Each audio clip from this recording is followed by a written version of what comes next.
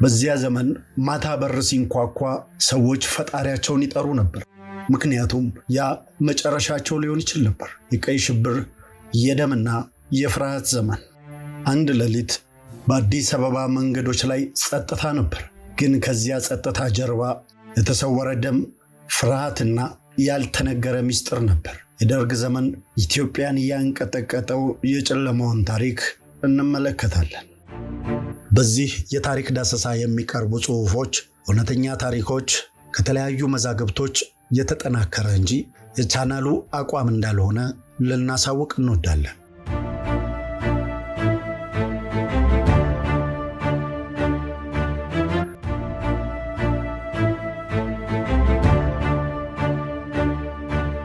በ1960ዎቹ አዲስ አበባ በዓለም መድረክ ላይ አፄ ኃይለ ሥላሴ የአፍሪካ ንጉሠ ነገሥት ተብለው በክብርና በሞገስ ሲወደሱ፣ በሀገር ውስጥ ግን ሌላ ማዕበል እየተንቀጠቀጠ ነበር። በየሰፈሩ ረሃብ፣ የመሬት ጭቆና፣ የመደብ ክፍፍልና የወጣቶች የተከማቸ ቁጣ ፈንድቶ ለመውጣት ሰዓቱን ይጠብቅ ነበር። በዚህ ታሪካዊ ክስተትና ሁከት መካከል አንድ ወጣት ወታደር በዝምታ የጊዜውን መድረስ ይጠባበቅ ነበር። ስሙም መንግስቱ ኃይለማርያም ነው።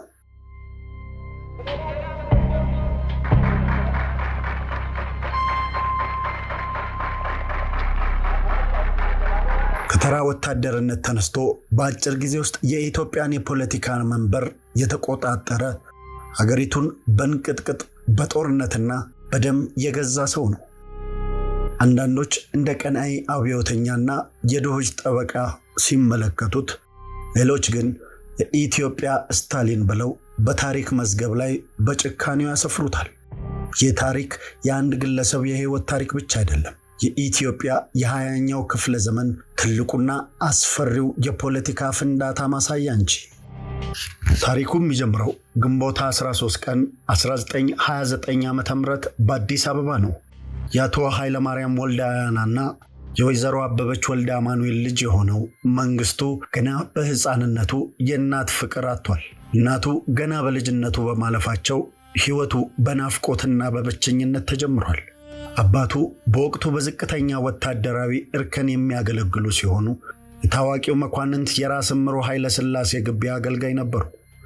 በዚህ ምክንያት ወጣቱ መንግስቱ ያደገው በመኳንንት ግቢ ውስጥ ነው። ምንም እንኳን ራስ እምሩ ተራማጅና ለጋስ መኳንንት ቢባሉም በዚያ ግቢ ውስጥ ግን የነበረው የጌታና የሎሌ ስርዓት በሕፃኑ መንግስቱ ስነ ልቦና ላይ ትልቅ ጠባሳ ጥሏል። እርሱ እንደ አገልጋይ ልጅ ሲታይ የቤተ መንግስት ልጆች የሚኖሩትን የምቾት ሕይወት ማየቱ በውስጡ የመደብ ጥላቻን ዘር እንዲዘራ አድርጎታል። በኋላም ከአባቱ ጋር ወደ ጎጃም ደብረ ማርቆስ በመጓዝ በደጃዝማች ከበደ ተሰማ ግቢ ውስጥ ኖሯል። በእነዚህ ዓመታት በቅርብ የተመለከተው የባላባቶች የበላይነትና የድሆች መዋረድ በውስጡ እነዚህን ሰዎች አንድ ቀን አጠፋቸዋለሁ የሚል ድብቅ ቁጣን አሳደገ። በትምህርት ቤቱም እልከኛና ለስርዓት የማይገዛ በመሆኑ ችግር ፈጣሪ ተብሎ ተባረረ። ይህ መገፋት ግን ወደ ሌላኛው ዓለም መግቢያ መንገዱ ሆነ፣ ወደ ወታደራዊው ዓለም። በ1950ዎቹ አጋማሽ መንግስቱ ወደ ሆለታ ወታደራዊ አካዳሚ ገባ። በዚያን ዘመን በኢትዮጵያ ሁለት አይነት አካዳሚዎች ነበሩ። የሐረር አካዳሚ ለከፍተኛ መኳንንትና ለባላባት ልጆች ሲሆን፣ የሆለታ አካዳሚ ደግሞ እንደ መንግስቱ ላሉ ለተራና ለደሃ ቤተሰብ ልጆች የተመደበ ነበር። ይህ የደረጃ ልዩነት መንግስቱ በንጉሳዊው ስርዓት ላይ የነበረውን ጥላቻ ይበልጥ አከረረው። በጥንካሬ ሰልጥኖ በምክትል መቶ አለቃነት ማዕረግ ተመረቀ። በ1960ዎቹ መጀመሪያ ላይ መቶ አለቃ መንግስቱ ኃይለማርያም ለከፍተኛ ወታደራዊ ስልጠና ወደ አሜሪካ ሜሪላንድ እና ካንሳስ ተላከ። ይህ ጉዞ የእውቀት ብቻ ሳይሆን የርዕዮተ ዓለም ለውጥ ያመጣበት የህይወቱ ትልቁ አጋጣሚ ሆነ። በወቅቱ አሜሪካ በከፍተኛ የዘር ግጭት ውስጥ ነበረች። የማርቲን ሉተር ኪንግ እና የብላክ ፓወር ንቅናቄዎች መንገዶችን ያናውጡ ነበር። ጥቁር የነበረው መንግስቱ በአሜሪካ ምድር ላይ የዘር መድሎና ንቀት እንደገጠመው ታሪኮች ያስረዳሉ። በአሜሪካ የደረሰበት የዘር መድሎና ያየው ማህበራዊ ክፍፍል ለምዕራባውያን ካፒታሊስት ስርዓት የነበረውን ጥላቻ አበረታው። በዚያው ቆይታው ስለ ሶሻሊዝም፣ ማርክሲዝምና ጸረ ኢምፔሪያሊዝም መጽሐፍትን በስብራት ማንበብ ጀመረ። ስርዓቱ ራሱ በኃይል መፈራረስ አለበት የሚለው እምነት ጭንቅላቱ ውስጥ የተቀረጸው ያኔ ነው። 1966 ዓ.ም ኢትዮጵያ በታሪኳ አይታ የማታውቀው ትልቅ ማህበራዊ ቀውስ ውስጥ ወደቀች። በወሎ የደረሰው አስከፊ ረሃብና በንጉሡ አስተዳደር መደበቅ፣ የነዳጅ ዋጋ ግሽበት፣ የተማሪዎችና የሰራተኞች የሥራ ማቆም አድሚያ የ700 ዓመታቱን የሰለሞናዊ ሥርዓት ማዕቀፍ አናወጠ። በዚህ መሃል የሰራዊቱን ቅሬታ ለመፍታት ከተለያዩ የጦር ክፍሎች የተወከሉ ዝቅተኛ መኳንንቶች በሚስጥር አንድ ኮሚቴ መሰረቱ። በግዕዝ ኮሚቴ ማለት ነው ደርግ። መንግስቱ ከሐረር ምስራቅ እዝ ተወክሎ የዚህ ኮሚቴ አባልና መሪ ሆነ። መስከረም 2 ቀን 1967 ዓ.ም ንጉሠ ነገሥት አፄ ኃይለ ሥላሴ በቮልስዋገን መኪና ተጭነው ከቤተ መንግስቱ ሲወጡ የደርግ ፍጹም ወታደራዊ አገዛዝ በይፋ ተጀመረ። ነገር ግን መጀመሪያ ላይ ያለምንም ደም የተጀመረው አብዮት በደርግ ውስጥ በነበረው የስልጣን ሽኩቻ ወደ ከፋ ደም መፋሰስ ተቀየረ። የደርግ መጀመሪያ መሪ የነበሩት ሌተናል ጄኔራል አማን አምዶም ከኤርትራ ጉዳይ ጋር በተያያዘ በመንግስቱና በጽንፈኞቹ ዘንድ አደጋ ተብለው ተፈረጁ። ቤታቸው በጦር መሳሪያ ተከቦ ተገደሉ።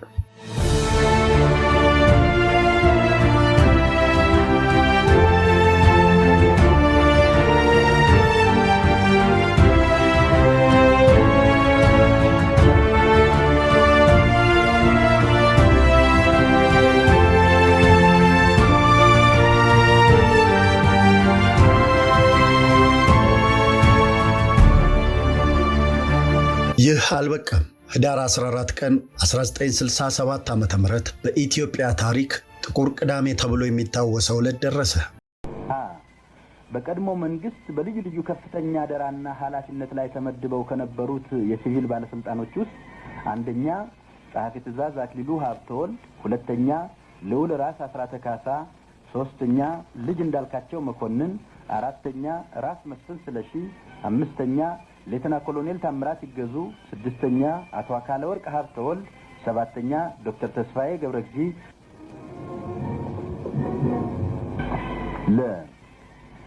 በቀድሞ መንግስት ከፍተኛ ስልጣን ላይ ከነበሩት የጦርና የፖሊስ ከፍተኛ መኮንኖች ውስጥ 30ኛ ሌተና ጀነራል አብይ አበበ፣ 31ኛ ሌተና ጀነራል ከበደ ገብሬ፣ 32ኛ ሌተና ጀነራል ድረሴ ዱባለ፣ 33ኛ ሌተና ጀነራል አበበ ገመዳ፣ 34ኛ ሌተና ጀነራል ይልማ ሽበሺ፣ 35ኛ ሌተና ጀነራል ኃይሌ ባይከዳኝ፣ 58ኛ ሌተና ጀነራል አማን ሚካኤል አንዶም፣ 59ኛ የመቶ አለቃ ተስፋዬ ተክሌ፣ 60ኛ ጁኒየር ኤክማን ዮሐንስ ፍትዊ። በጠቅላላው ከዚህ በላይ ስማቸው በዝርዝር የተገለጸው 60 ሰዎች ትናንት ህዳር 14 ቀን 67 ዓመተ ምህረት የሞት ቅጣት ተፈጽሞባቸዋል።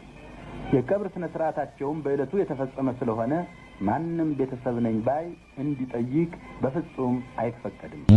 የሀገሪቱ ጠቅላይ ሚኒስቴሮች፣ ጄኔራሎችና የንጉሱ መኳንንቶችን ጨምሮ 60 ከፍተኛ ባለስልጣናት በአንድ ሌሊት ያለ ፍርድ ተረሸኑ። ከዚያ በኋላ ደርግ ፍርሃትን እንደ ዋና የስልጣን መሳሪያ መጠቀም ጀመረ። በ1970 ደግሞ ተተኪውን የደርግ መሪ ብርጋዴር ጄኔራል ተፈሪ ባንቲን በመግደል መንግስቱ ኃይለማርያም የማይደፈርና ፍጹም አምባገነን የሀገሪቱ መሪ ሆነ።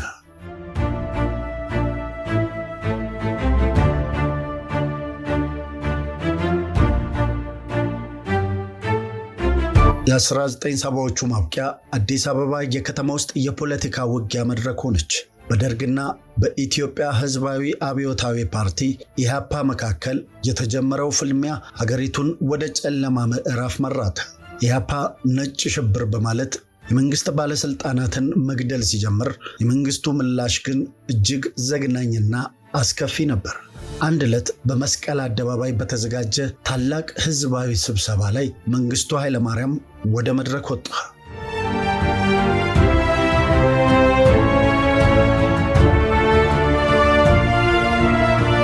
የአብዮቱ ጠላቶች ደማቸው እንደዚህ ይፈሳል።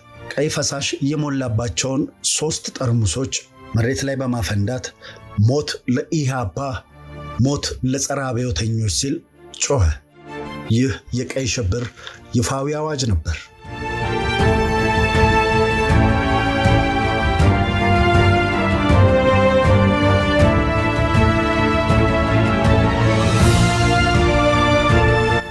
ከዚያ በኋላ ፍርሃት የዕለት ተዕለት ሕይወት ሆነ። የወረዳና የቀበሌ ሚኒሻዎች ሙሉ ስልጣን ተሰጣቸው። ማታ በቤቱ የተኛ ወጣት ጠዋት አስክሬኑ መንገድ ላይ ይገኝ ነበር። አስክሬኑ ላይ እኔ ጸረ አብዮተኛ ነኝ የሚል ወረቀት ይለጠፍበት ነበር። ከሁሉ በላይ ታሪክ የማይረሳው ጭካኔ እናቶች የልጆቻቸውን አስክሬን ወስደው ለመቅበር የጥይት ዋጋ እንዲከፍሉ መገደዳቸው ነበር። ጎረቤት ጎረቤቱን፣ ተማሪ መምህሩን የሚሰልልባት ሀገር በጸጥታ የታፈነች የፍርሃት ቀጠና ሆነች። በጥናቶች መሰረት በዚህ ዘመን ከፍርድ ውጪ በ10 ሺዎች የሚቆጠሩ ንጹሐን ወጣቶች ተጨፍጭፈዋል። የደርግ መንግስት መሬት ላራሹ በሚል አዋጅ መሬትን ለገበሬው ቢያድልና ስር ነቀል ለውጥ ቢያመጣም የተከተለው የተሳሳተ የኢኮኖሚ ፖሊሲና የግዳጅ ሰፈራ ይበልጥ አዳከማት።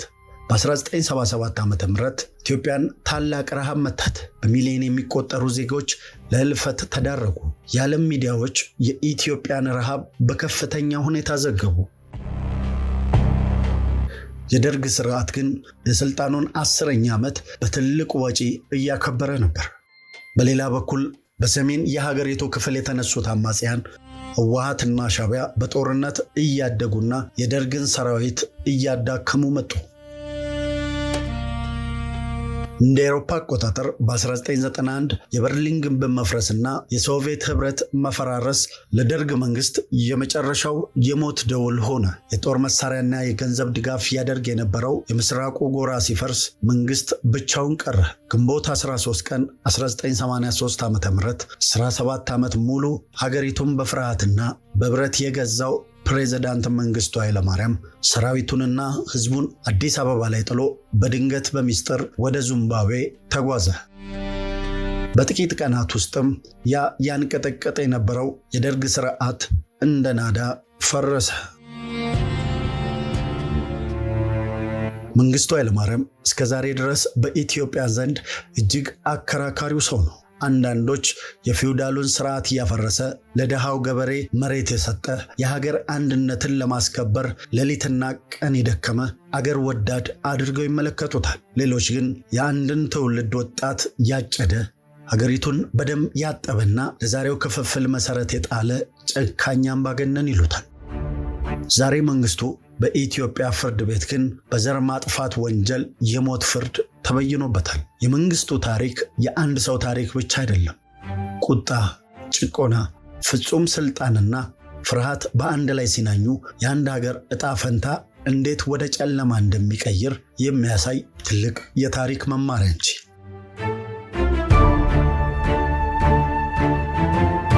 አድማጮቻችን እዚህ ድረስ ከመጣችሁ አይቀር ቻናላችንን ሰብስክራይብ፣ ላይክ፣ ሼር ሳታደርጉ እንዳታልፉ ስንል በትህትና እንጠይቃለን።